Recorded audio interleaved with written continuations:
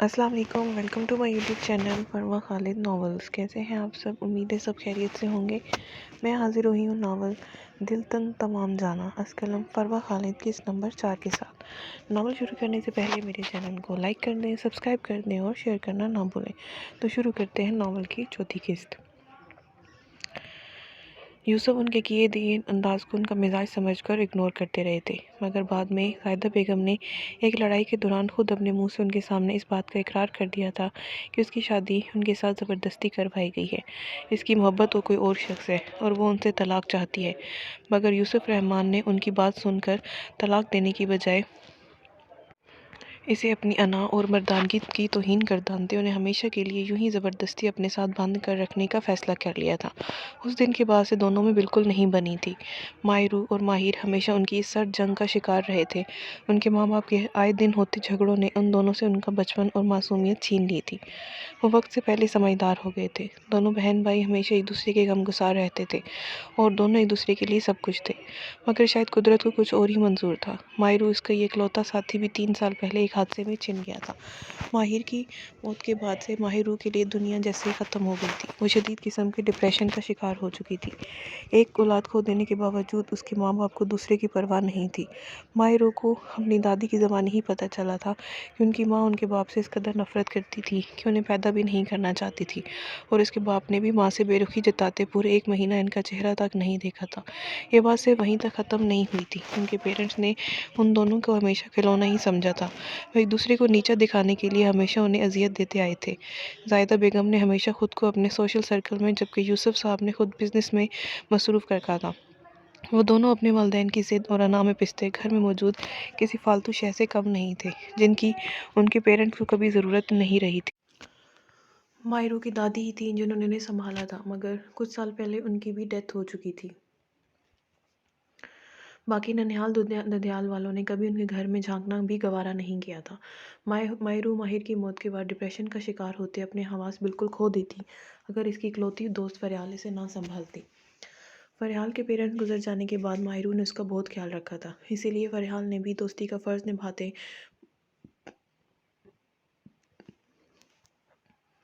मायरू के लिए अपने दिन रात एक कर दिए थे। उसकी 6 महीनों की अनथक मेहनत के बाद जाकर मायरू ज़िंदगी की जानेब वापस लौट आई थी। उन दोनों की दोस्ती हमेशा से बेमिसाल रही थी। हर टाइम लड़ती झगड़ती रहती थी, मगर मुश्किल वक्त आने पर एक दूसरे की खातिर जान देने के लिए भी तैयार रहती थी। उन्होंने कभी एक दूसरे को तन्हा ना छोड़ने की कसम खा रखी थी। इस वक्त के बाद से मायरू ने खुद को अपने माँ बाप से बिल्कुल अजनबी कर लिया था। मगर कोई बात करते तो जवाब दे देती और ज़्यादातर दोनों से सामना ना करने की ही कोशिश करती। अक्सर वो घर के किसी कोने में पूरी दुनिया से छुपकर अपने दिल का बोझ कम करने के लिए फूट फूट कर रो देती थी। उसे ये बात कांटे की तरह चुभती थी कि वो इस दुनिया में किसी के लिए इम्पोर्टेंट नहीं है, यहाँ तक कि अपने माँ बाप के लिए भी नहीं। इसके मुताबिक शायद इतना बदनसीब इंसान दुनिया में कोई नहीं था। अगर वो हमेशा अपने अंदर का दुख छुपाए दुनिया वालों के सामने हमेशा मुस्कराती रहती थी। वो कभी भी किसी के भी सामने खुद को कमज़ोर जाहिर नहीं करना चाहती थी। मगर जो ज़्यादतियाँ उसके वालिदैन ने उसके और माहिर के साथ की थी, वो ज़िंदगी में उन्हें कभी माफ़ ना करने का इरादा रखती थी। माहिर के चले जाने का ज़िम्मेदार वो उनको ही मानती थी। माँ बाप के होते उन्होंने यतीमी की ज़िंदगी काटी थी। आज भी वो दिन याद करके उसकी आंखों से आंसू बह निकलते थे, जब स्कूल्स में पेरेंट्स टीचर मीटिंग में हर बार पेरेंट्स के ना आने की वजह से अगले दिन इन दोनों बहन भाइयों को बेइज्जत करके क्लास से बाहर निकाल दिया जाता था, क्योंकि कोई भी इस बात पर यकीन करता ही नहीं था कि वो 2 मासूम और प्यारे से बच्चे अपने पेरेंट्स के लिए इम्पोर्टेंट नहीं हैं। माहिर तो ये महरूमी और धिक्कार लेकर दुनिया से रुखसत हो चुका था, मगर वो दोहरी अजियत लिए आज भी वैसे ही तड़प रही थी। अक्सर वालिदैन आपसी झगड़े और अना में आकर ये भूल जाते हैं कि उनसे जुड़ी जिंदगियां इसी बेवजह की जिद में आकर कैसे तबाही का शिकार होती हैं। बहुत से घरानों में बेबुनियाद बातों को वजह बनाकर पल भर में तलाक तक बात पहुंचा दी जाती है। जोर ज़बरदस्तियों की शादी और बाहमी हमआंगी ना होने की वजह से तलाक की शरह पाकिस्तान में दिन ब दिन बढ़ती जा रही थी, जिसके नतीजे में न जाने कितने ही ऐसे ब्रोकन हाउस के बच्चे माशरती बुराइयों में मुलविस होकर माशरे का नासूर बनने जा रहे थे। बाबा जान, हमारे गांव में सल्फ़े मातम बिछाकर वो लोग कैसे इस तरह जश्न मना सकते हैं? आप कोई एक्शन क्यों नहीं ले रहे? हम कब तक इस जुल्म के आगे खामोश रहेंगे? हमारे गांव के न जाने कितने घर उजाड़ कर रख दिए हैं उन्होंने। इब्रार गिलानी को किसी तौर चैन नहीं मिल रहा था। اس کا بس نہیں چل رہا تھا کہ ابھی جا کر سید حویلی والوں کو ان کے کیے کی سزا دے ڈالے۔ اس وقت وہ سب گیلانی ولا کے مردان خانے میں جمع تھے۔ نہیں ابرار، حوصلہ رکھو تم، یہ کام جوش سے نہیں ہوش سے دیکھے جاتے ہیں، اور ہمیں بھی اس بات کا یقین نہیں ہے کہ ہمارے گاؤں میں ہونے والے سب واقعات کے پیچھے سید حویلی والوں کا ہاتھ ہی ہے۔ مرشد سائیں ہمارے لیے کافی عزت کا مقام رکھتے ہیں، ہم بنا کسی ٹھوس ثبوت کے ان کے خاندان پر انگلی نہیں اٹھا سکتے۔ زہیب گیلانی اپنے جذباتی بیٹے کو سمجھاتے ہوئے بولے، جس نے اتنے دنوں سے مسلسل ایک ہی لٹ لگا رکھی تھی کہ وہ اپنے گاؤں والوں کو یوں روتا بلکتا نہیں دیکھ پا رہا تھا۔ تو آپ کا مطلب کیا ہے؟ آپ کہیں ان لوگوں کو اس شادی میں انوائٹ تو نہیں کرنا چاہ رہے؟ اب کی بار عدنان گیلانی نے سوال اٹھایا تھا۔ ان کے بڑے اس معاملے میں جتنے تحمل سے کام لینے کا ارادہ رکھتے تھے، وہ سب اس قدر جذباتی اور آگ بگولا ہوئے پڑے تھے۔ ان کی غیرت کسی صورت گوارا نہیں تھا کہ ان کے گاؤں میں آ کر کوئی یہ سب کر رہا تھا اور وہ لوگ ہر بار ان ظالم لوگوں کو پکڑنے میں ناکام ہو جاتے تھے۔ ہاں، اگر آس پاس کے تمام گاؤں کے معزز افراد کو بلا رہے ہیں تو پھر مرشد سائیں اور ان کے خاندان سے تو کافی اچھے تعلقات ہیں ہمارے، انہیں تو لازمی بلانا پڑے گا۔ میں ان سے سرعام کوئی دشمنی مول نہیں لینا چاہتا، اور یہ بھی جانتا ہوں کہ مرشد سائیں حقیقتاً اس سب معاملے سے لائل نہیں ہوں گے۔ آفتاب گیلانی نے بھی بائی کی بات سے اتفاق کرتے جواب دیا تھا۔ وہ ذرا سے شک کی بنیاد پر اتنے بڑے خاندان سے دشمنی مول لینے کا ارادہ نہیں رکھتے تھے۔ پہلے وہ پوری طرح سے یقین دہانی کرنا چاہتے تھے۔ آپ کو کیا لگتا ہے؟ آپ مرشد سائیں سے اس بارے میں پوچھیں گے اور وہ آرام سے آپ کو بتا دیں گے کہ ہاں، میرا پوتا ہی قصوروار ہے، پھانسی چڑھا دے اس کو۔ ابرار گیلانی نے خفگی سے پہلو بدلا تھا۔ وہ اپنے چچا اور باپ کی بات سمجھنے سے قاصر تھا کہ وہ اتنا سب کچھ ہو جانے کے باوجود کیوں کچھ کر نہیں رہے تھے۔ یہاں اگر کوئی غریب یا کمزور شخص ہوتا تو اب تک اسے اس کے انجام تک پہنچا دیا جاتا، مگر یہاں بات ایک اونچے عزت دار گھرانے سے تعلق رکھنے والے شخص کی تھی، اس لیے اب پس و پشت سے کام لیتے انہیں مزید شیئر کیا جا رہا تھا۔ وہ سب جوان خون رکھتے تھے، اپنے بڑوں کی حکمت عملی نہیں سمجھ پا رہے تھے، جو اب مزید کوئی خاندانی دشمنی نہیں چاہتے تھے جس میں تباہی اور بربادی کے سوا کچھ ہاتھ نہیں آتا تھا۔ ہم پر یقین رکھو، ہم جو کریں گے اچھا ہی کریں گے، مگر تب تک تم لوگ کوئی ایسی حرکت نہیں کرو گے جس سے ہمارے لیے مشکلات مزید بڑھ جائیں۔ زہیب گیلانی ان سب پر ایک تنبیہی نظر ڈالتے سجاد گیلانی کے ہاتھ وہاں سے نکل گئے تھے، جبکہ باقی سب پیچ و تاب کھا کر رہ گئے تھے۔ ان کے بڑے ہمیشہ اسے ایسے ہی ان کے ہاتھ باندھ دیتے تھے کہ وہ چاہنے کے باوجود اپنے لوگوں کو انصاف دلانے کے لیے کچھ نہیں کر پاتے تھے۔ سر، سب کچھ انڈر کنٹرول ہے۔ حملے میں جو لوگ زخمی ہوئے تھے ان کا اچھے سے ٹریٹمنٹ کروا دیا گیا ہے، شکر ہے کوئی جانی نقصان نہیں ہوا، اور اس سے بھی بڑی بات کہ ہمارا جلسہ باقی تمام پارٹیوں کے جلسے سے کامیاب گیا ہے۔ فیضان چشتی کا تو خواب ہی بن کر رہ گیا ہوگا کہ کچھ کبھی ایسا شاندار کروا سکے۔ سر، تمام نیوز چینل اور سوشل میڈیا پر آپ کے نام اور ہماری پارٹی کی دھوم مچی ہوئی ہے۔ فیضان چشتی کی سازش بھی ہمارے فیور میں آئی ہے، اس بات نے اس کی راتوں کی نیند اڑا دی ہے۔ فیروز خوشی سے بھرپور لہجے میں بولتا التمش سے مخاطب تھا، جو آنکھیں موندے ریوالونگ چیئر پر جھولتا ہونٹوں پر فاتحانہ مسکراہٹ لیے بیٹھا تھا۔ اس نے آج تک زندگی کے کسی بھی میدان میں ہارنا سیکھا ہی نہیں تھا، تو بھلا اس بار کون ہرا پاتا اسے؟ فیضان چشتی جیسے چھوٹے موٹے لوگ نہ کبھی اس کا کچھ کر پائے تھے، نہ آگے کچھ کر سکتے تھے۔ التمش قیدان کے مغرور نقوش کی دلکشی میں اضافہ اس کے دل چھو لینے والی مسکراہٹ کر رہی تھی۔ عنابی سیاہی مائل لبوں کی تراش میں سنجیدہ مسکراہٹ کس قدر قاتلانہ تھی، اس بات کا اندازہ شاید اس ساحر کو نہیں تھا، جو اب تک نہ جانے کتنے دلوں کو گھائل کرنے کا جرم کر چکا تھا، مگر اس کے دل تک رسائی حاصل کرنے کی ہمت آج تک کوئی نہیں کر پائی تھی۔ التمش قیدان کے مطابق شاید اب تک کوئی ایسی بنی ہی نہیں تھی جو اس کے جذبوں سے عاری دل میں محبت کا احساس جگا سکے اور اس کو اپنی جانب مائل کر سکے۔ نیوز چینل اور سوشل میڈیا کے پاس ہماری فیور کرنے کے علاوہ کوئی چارہ ہے بھی نہیں۔ التمش قیدان کے خلاف جانے سے پہلے وہ 1000 بار سوچیں گے۔ التمش کی بات پر فیروز بھی ہولے سے مسکرایا تھا۔ واقعی اس کے روب کے آگے کم لوگوں کی ہی چلتی تھی،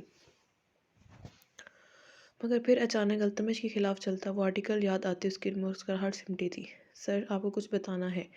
فیروز کو نہ چاہتے ہوئے بھی یہ بات التمش کو بتانی تھی، کیونکہ جس طرح وہ آرٹیکل سوشل میڈیا پر راتوں رات ٹرینڈ کر رہا تھا، وہ التمش کی ریپوٹیشن پر اثر انداز ہو سکتا تھا۔ التمش کے اس بات میں اشارہ دینے پر اس نے ہاتھ میں پکڑا آئی پیڈ اس کے سامنے کیا تھا، جسے دیکھ کچھ ہی لمحوں میں اس کے چہرے کے تاثرات پتھریلے ہوئے تھے۔ اس نے سختی سے ہونٹ بھینچتے آئی پیڈ واپس اس کی جانب بڑھایا تھا۔ آرٹیکل کے نیچے جگمگاتا نام دیکھ التمش قیدان کی لال انگارہ آنکھوں کی وحشت ناکی میں مزید اضافہ ہوا تھا۔ فیروز اس کی کیفیت سمجھتا کچھ پل کے لیے خاموش ہوا تھا۔ این سی پی کے ٹاپ اینکرز میں سے ایک ہے، کم وقت میں ہی وہ شہرت حاصل کی ہے اس نے، اپنے کام میں کافی ایماندار اور نڈر ہے۔ شاید میڈیا کی واحد بندی ہو ہمارے خلاف ہے۔ جس طرح سے اس کا لکھا آرٹیکل ہمارے خلاف ٹرینڈ کر رہا ہے، یہی ظاہر کر رہا ہے کہ اس کی فین فالوئنگ کس قدر زیادہ ہے۔ سر، ہمیں اس لڑکی کو ہلکے میں نہیں لینا چاہیے۔ فیروز نے اس ساری تفصیل بتائی تھی جس کے جواب میں التمش نے سختی سے ہونٹ بھینچتے اپنے اندر کے اضطراب کو کم کرنا چاہا تھا۔ اسے ایک نام کے ساتھ اس کے اندر کی اذیتیں انگڑائی لے کر بیدار ہوئی تھیں، مگر اگلے ہی لمحے اپنی کیفیت پر قابو پاتا بے لچک لہجے میں بولا تھا، میرے خلاف بہت سارے لوگ بہت کچھ بولتے ہیں، اگر ان سب کی باتوں پر غور کرنے لگ جاؤں، جواب دینے لگوں بھی تو آگے بڑھ ہی نہیں پاؤں گا۔ لوگوں کو ان کی نفرتیں آزمانے دو، میرا کچھ نہیں بگاڑ پائیں گے۔ التمش کا دان اب ایک چٹان بن چکا ہے جسے ٹکرانے والے خود ہی ٹوٹ کر بکھر جائیں گے۔ التمش نے اپنے اندر بھڑکتے شعلوں پر قابو پاتے اجنبی لہجے میں یہ الفاظ ادا کیے تھے، اسے ہر حال میں یہ الیکشن جیتنے تھے جس کے لیے اسے ابھی اور بہت سارے کام کرنے تھے۔ التمش اپنا حکم سناتا فیروز کو وہاں سے جانے کا بول گیا تھا۔ فیروز کو التمش کا ضبط سے لال پڑتا چہرہ دیکھ پچھتاوا ہوا تھا۔ اسے التمش کو یہ سب دکھانا نہیں چاہیے تھا۔ وہ جانتا تھا اب التمش کا سارا دن اور رات سگریٹ پھونکتے ہی گزرنی تھی۔ گیلانی مینشن سید حویلی کی مخالف سمت میں واقع تھا۔ امین پور کالان میں بہت ساری سید فیملیز میں ان دونوں خاندانوں کو کافی اہمیت حاصل تھی۔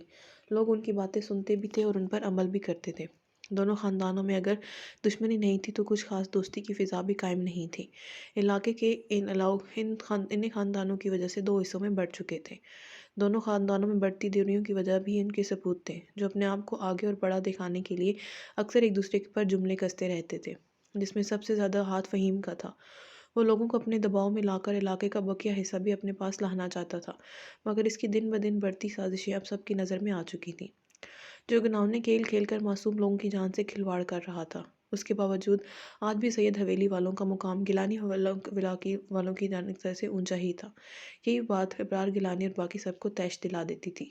گیلانی ولا میں 3 فیملیز آباد تھی۔ سید زہیب گیلانی بھائیوں کے سب سے بڑے تھے۔ ان کا ایک بیٹا ابرار گیلانی اور بیٹی معصورہ گیلانی تھی۔ ان سے چھوٹے سید سجاد گیلانی تھے، جن کی 2 بیٹیاں اور 2 بیٹے تھے، عدنان، صبا، عدیلہ اور حسن گیلانی۔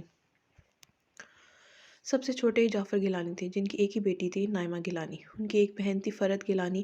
ان کی شادی نہیں کی گئی تھی اور اپنے آباء و اجداد کی بنائی گئی فرسودہ رسم کی بھینٹ چڑھتے نہ جانے کتنے سالوں سے حویلی کی 4 دیواری میں قید تھیں۔ انہیں اپنے بھائیوں اور ان کی بیوی بچوں سے ہمیشہ بے پناہ عزت اور محبت ملتی تھی۔ اکثر وہ ان سب کے ساتھ بیٹھتی تھی، ان سے باتیں کرتی تھیں، مگر فرد گیلانی کی آنکھوں میں ٹوٹے خوابوں کی کرچیاں ان سب کو لہو لہان کر دیتی تھیں۔ ہمیشہ نرم مسکراہٹ ہونٹوں پر سجائے رکھنے والی فرد گیلانی اندر سے ایک زندہ لاش بن چکی تھیں، مگر آج بھی اپنے بھائیوں کی اونچی شان کی خاطر وہ اپنے حق جائے تھی۔ بظاہر گیلانی ولا کی عمارت پر بہت شاندار نظر آتی تھی، مگر یہ بات کوئی نہیں جانتا تھا کہ کس قدر دکھ سمیٹے ہوئے ہیں۔ ماہی، تم یہاں چپ کر بیٹھی ہو، میں تمہیں ہر جگہ ڈھونڈ رہی ہوں۔ تمہارے آرٹیکل کی وجہ سے جہاں کچھ لوگوں سے تمہیں گالیاں پڑ رہی ہیں، وہیں کچھ لوگ کافی متاثر ہیں تمہاری دلیری سے۔ جس شخص کے بارے میں بات کرنے سے بڑے بڑے جرنلسٹ کانپ اٹھتے ہیں، تم نے جس بہادری سے اسے للکارا ہے، کافی امپریسو لگ رہا ہے لوگوں کو۔ آفس میں کافی دھوم مچی ہوئی تمہاری، مگر تم یہاں چپ کر کیوں بیٹھی ہو؟ فریال اس کے قریب آتے نان سٹاپ بولنا شروع ہو چکی تھی، جو کامن روم میں ایک کونے میں بیٹھی کتاب سامنے کی اپنا چہرہ چھپائے ہوئے تھی۔ میں تم سے بات کر رہی ہوں ماہی، نیچے کرو اسے۔ فریال نے اس کے ہاتھ سے کتاب چھینتے سائڈ پر کی تھی۔ جب اس کی سوجی لال آنکھوں پر نظر پڑتے فریال کے دل کو کچھ ہوا تھا۔ تمہارے ساتھ مسئلہ کیا ہے؟ کبھی مجھے بھی پرائیویسی کی ضرورت ہوتی ہے، ہر وقت دماغ خراب کرنے سر پر سوار ہو جاتی ہو۔ ماہی روح اس کے سوالوں سے بچنے کے لیے غصے سے بولی تھی۔ ہمیشہ ذرا سا رونے کی وجہ سے اس کی آنکھیں لال ہو جاتی تھی، اور آج تو وہ جی بھر کر روئی تھی، اس لیے ان کی سوجن کے بارے میں باقی سب کے آگے تو بہانہ بنا گئی تھی، مگر اپنی بیسٹ فرینڈ سے چھپانا ناممکن تھا اس کے لیے۔ ماہی، کیا ہوا ہے تمہیں؟ آنٹی انکل نے کچھ کہا ہے، یا پھر کہیں اس التمش کے دان کے آدمیوں تو نہیں دھمکایا تمہیں؟ بتاؤ مجھے۔ فریال اس کے ہاتھ تھامتی فکر مندی سے بولی تھی۔ ماہی، بولو نا، تمہاری خاموشی مجھے پریشان کر رہی ہے۔ ماہی روح کی بات کا اثر لیے بغیر اس کے قریب ہوئی تھی۔ ماما بابا سے ڈائیورس لے رہی ہیں۔ میں اور ماہر جو چاہتے تھے وہ کبھی نہیں ہو پائے گا۔ میں کبھی اپنے والدین کے ساتھ ہنسی خوشی ایک فیملی مین کی طرح نہیں رہ پاؤں گی۔ میں کتنی بے وقوف تھی نا، جو اب بھی یہ امید لگائے بیٹھی تھی کہ کیا پتہ ایک دن میرے خاطر میرے پیرنٹس اپنے اختلافات بھول کر ایک ہو جائیں، مگر میری تو ان کی نظر میں نہ پہلے کوئی ویلیو تھی نہ کبھی ہوگی۔ وہ دونوں اپنے لیے نیو لائف پارٹنرز بھی چوز کر چکے ہیں، جن کے ساتھ بہت ہی وہ اپنی نئی زندگی کا آغاز کر دیں گے۔ ماہرور فریال کے سامنے اپنا دکھ بیان کرتی چاہنے کے باوجود اپنے آنسو نہیں روک پائی تھی۔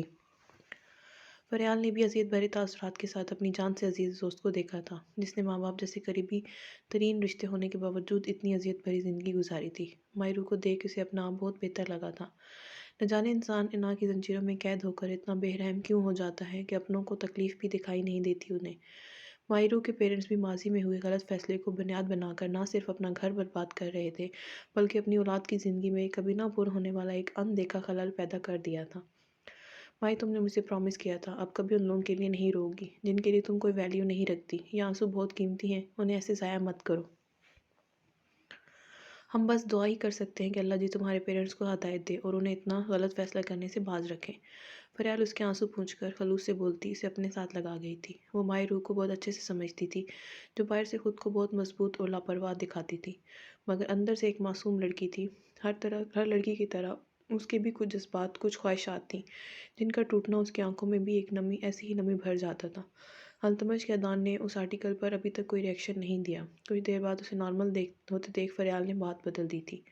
तो तुम्हें क्या लगता है वो इस आर्टिकल के खिलाफ प्रेस कॉन्फ्रेंस करेगा? उसके कारिंदे इस तक सारी बातें पहुंचा रहे होंगे और ये बुज़दिल सियासी खुफिया साजिश ही करेगा। इलेक्शन के खौफ से सरेआम मेरे बारे में कुछ नहीं कहेंगे। माहिरू अल्तमश के दान के रिएक्शन के लिए खुद को पहले से तैयार किए बैठी थी। माही, प्लीज़ पीछे हट जाओ, फंस जाओगी इस दलदल में। फरियाल का दिल खौफज़दा हुआ था। उठो, कॉफ़ी पीने चलते हैं। माहिर उसकी बात को बिल्कुल ही नज़रअंदाज करती उठ खड़ी हुई थी, जिसके जवाब में फरियाल इसे घूर कर रह गई थी। उसकी ये ज़िद्दी दोस्त किसी दिन अपना नुकसान करवा कर ही बाज आने वाली थी। गिलानी मेंशन में अबरार की शादी की तैयारियां ज़ोरों पर थीं। उनके बच्चों में पहली शादी थी, इसलिए काफ़ी धूमधाम से की जा रही थी। पिछले 1 महीने से तैयारियां की जा रही थीं, जो कि अब इख्तिताम को पहुंचने वाली थीं। 2 दिन पहले से ढोलकी रख दी गई थी। मासूरा को इस नाच गाने में कोई इंटरेस्ट नहीं था, इसलिए ज़्यादातर अपने कमरे में ही बंद रहती थी। अभी उसे सबा और अदीला इसे 2 बार बुलाने आ चुकी थी, मगर उसका बाहर के शोर शराबे में जाकर बैठने का बिल्कुल भी दिल नहीं था। कुछ देर बाद नाचार उसे उठकर नीचे जाना पड़ा था। बहरहाल वो अपनी अम्मा साईं का हुक्म किसी सूरत नहीं टाल सकती थी। बाहर तो जैसे रंगों बू का सैलाब आया हुआ था। हर तरफ औरतें रंग बिरंगे कपड़े पहने सजी संवरी इधर से उधर चहकती फिर रही थी। सबके चेहरों के पर बेफिक्री और खुशी नाच रही थी। मासूरा को इस लम्हे वो सबसे ज़्यादा खुशनसीब मालूम हुई थी। सबको अपनी जानिब मुतवज्जा होता देख वो होले से मुस्कुराती सीढ़ियाँ उतर आई थी, मगर इसका रुख ढोलक बजाती लड़कियों की जानिब नहीं, बल्कि ड्राइंग रूम की दूसरी जानिब बैठी खवातीन की जानिब था। कुबरे बेगम अपनी लाडली को आज भी हल्के रंग के कपड़ों में देख दिल महसूस कर रह गई थी। अपनी इकलौती बेटी के लिए उन्होंने न जाने कितने ख्वाब सजा रखे थे, जो हर बार उसे देख चकनाचूर हो जाते थे। दूसरों की बेटियों को देख कुबरा बेगम के अंदर की महरूमी बढ़ जाती थी, मगर इसमें वो कसूरवार अपने आप को मानती थी कि माँ होते वो इसके लिए हक की आवाज़ नहीं उठा पाई थी। अगर ये फैसला होने से पहले वो इसके खिलाफ डट जाती तो आज उनकी बेटी यूँ सबसे अलग थलग गुमसुम ना होती। उसे यूं लोगों के दरमियान बैठने में उलझन महसूस ना होती। वो भी बाकी सब लड़कियों की तरह हर फिक्र से आज़ाद होकर खिलखिलाती मुस्कुराती, मगर शायद अब वक्त उनके हाथ से निकल गया था। अब सिवाय पछतावे कि उनके पास करने को कुछ नहीं था। कुबरा बेगम को चेहरा झुकाए अपनी आंखों की नमी छुपाते देख सुमेरा बेगम उनके करीब आई थी। भाभी साईं, इन जानलेवा सोचों में खुद को उलझाकर मजीद बीमार कर लेंगी आप। बस दुआ करें, मुझे पूरा यकीन है एक दिन हमारी मासूरा को इंसाफ ज़रूर मिलेगा। उसे उसके हक की खुशियाँ एक दिन ज़रूर मिलेंगी। हम उसे फ़रद की तरह पूरी ज़िंदगी की सज़ा नहीं काटने देंगे। सुमेरा बेगम उनके कंधे पर हाथ रखती उन्हें हौसला देते बोली, जबकि वो खुद भी जानती थी ये सब किस कदर मुश्किल था। काश कि मैं अपनी बेटी के लिए कुछ पर कर पाती। ज़ुहैब साईं कुछ तो सुनने को तैयार ही नहीं है इस मामले में। वो समझती क्यों नहीं है मैं भला अपने जिगर के टुकड़े के गले में इस रस्म का तूक कैसे बांध दूँ। फ़रद का दुख अभी हमारे दिलों से नहीं हो जा रहा। मासूरा का दुख तो मैं किसी सूरत बर्दाश्त नहीं कर पाऊंगी। कुबरा बेगम बेटी के गम में अपने बेटी की खुशी भूल गई थी। भाभी साईं, हम क्या करें? हमें कमज़ोर करने वाली तो मासूरा खुद है। वो खुद ही ऐसा चाहती है और बड़े साईं के सामने इस बात में जवाब दे चुकी है, तो फिर हमारी कौन सुनेगा? मासूरा खुद भी तो यही चाहती है। सुमेरा बेगम की ज़बान पर ना चाहते हुए भी शिकवा आ गया था। ठीक कह रही हो तुम सुमेरा, मगर इसमें मेरा भी कसूर है। इसकी परवरिश करते मैंने उसे हमेशा यही सिखाया कि ज़िंदगी में आने वाली हर तकलीफ़ और मुश्किल को सब्र से और शुक्र के साथ कबूल करो, क्योंकि ये आज़माइश रब की जानिब से तुम पर नाजिल की गई है। मैंने अपनी बेटी को सब्र करना और हर तकलीफ़ सहना तो सिखा दिया, मगर ये बताना भूल गई कि बाप भाई भी गलत हो सकते हैं कभी। तो आंखें बंद करके उनकी हर बात मानने के बजाय अपने हक के लिए आवाज़ उठाना भी कहीं ज़रूरी हो जाता है। कुबरा बेगम का दिल किस कदर तकलीफ़ में था वो बयान नहीं कर सकती थी। वो भी अपनी बेटी के चेहरे पर खुशी और खिलखिलाहटें देखना चाहती थी, जिसके लिए उनका दिल हर लम्हे दुआ गो रहता था। भाभी साईं, मैंने सुना है कि लाला साईं ने सैयद हवेली वालों को भी फैमिली समेत इस शादी में इनवाइट किया है। क्या ये सच है? ناول جاری ہے۔